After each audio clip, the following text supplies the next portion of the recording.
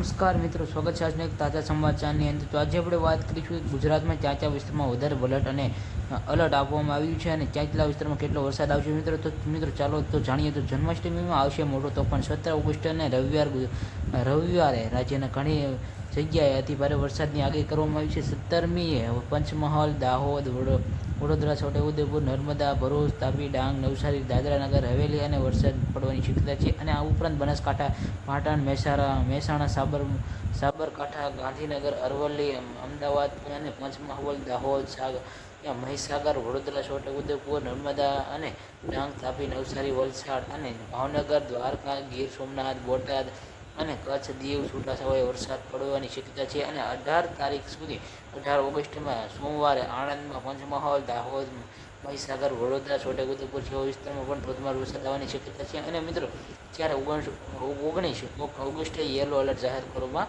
આવ્યું છે. અને મંગળવારે પંચમહાલ, દાહોદ, વડોદરા, છોટાઉદેપુર, નર્મદા અને ત્યાં છૂટાછવાયા એલર્ટ પણ આપવામાં આવ્યું છે. અને ત્યાં અતિભારે વરસાદની શક્યતા પણ વધારે જોવા મળી રહી છે. મિત્રો જોઈ શકો છો અહીંયા પુલ તોફાન સાથે વાવાઝોડું આવે તેવી પણ સંભાવના દર્શાવવામાં આવી છે. મિત્રો વાત કરી બીજા સમાચાર. મિત્રો બીજા સમાચારમાં આપણે જાણીએ તો મિત્રો હવામાન વિભાગની મોટી આગાહી. વરસાદના કારણે નવા રાઉન્ડ ગુજરાતમાં લોકો હવે રાહ જોઈ રહ્યા છે. 15 ઓગસ્ટમાં રાજ્યના જન્માષ્ટમીના તહેવારમાં દરમિયાન રાજ્યના ચોમાસું ફરી સક્રિય થશે અને જેમાં મોટાભાગના જિલ્લામાં હળવાથી મધ્યમ ભારે વરસાદ છે અને કેટલાક જિલ્લામાં અતિભારે વરસાદ પડવાની આગાહી છે. અને હવામાન વિભાગે બુલેટિન અનુસાર સૌરાષ્ટ્રના છેલ્લા 24 કલાક સુધી કેટલાક વરસાદની આગાહી કરવામાં આવી છે, જ્યાં એક મોટી સિસ્ટમ સક્રિય થવાની પણ વાત કરવામાં આવી છે. અને ટ્રફ રચના અને પટિયાલા અને દેહરાદૂન જેવા નથી અને અરુણાચલ પ્રદેશમાં છૂટો ફેલાયો છે. મિત્રો વાત કરીએ તો બીજા સમાચારની. તો મિત્રો આપણે બીજા સમાચારમાં મિત્રો જાણીએ તો મિત્રો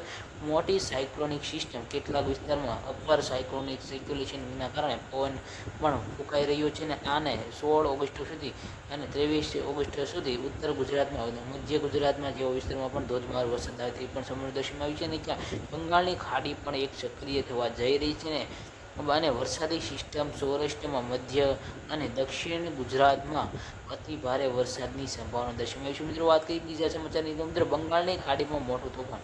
અત્યાર સુધી ગુજરાતમાં સિઝન 64% વરસાદ ચૂક્યો છે. અને આજે સૌરાષ્ટ્રના અને દક્ષિણ ગુજરાતમાં વરસાદની સંભાવના છે. અને માછીમારો 14 ઓગસ્ટ સુધી દરિયામાં ન ખેડવાની સૂચના અપાઈ છે. અને બંગાળની ખાડીમાં અરબી સમુદ્રમાં સાયક્લોનિક સર્ક્યુલેશનના કારણે એક મોટી સિસ્ટમ સક્રિય થઈ છે અને અરબ સાગરમાં ગુજરાતમાં આગમન થઈ રહ્યું છે. અને ગુજરાતમાં આજે સૌરાષ્ટ્રના દક્ષિણ ગુજરાતમાં હળવાથી મધ્યમ ભારે વરસાદની આગાહી કરવામાં આવી છે મિત્રો. અને બંગાળની ખાડીમાં પણ સિસ્ટમ એક્ટિવ થઈ તેવી પણ સંભાવના દર્શાવવામાં આવી છે. અને બંગાળની ખાડીમાં 2 વરસાદી સિસ્ટમ સક્રિય થઈ રહી છે અને આ સિસ્ટમને લીધે અસર ગુજરાતમાં પર જોવા મળી છે. અને 16 ઓગસ્ટ સુધી જોર વધવાની પણ સંભાવના દર્શાવવામાં આવી છે. મિત્રો વિડીયો સારો પોતાની ચેનલ ગુજરાત જય હિન્દ, જય ભારત, નમસ્કાર.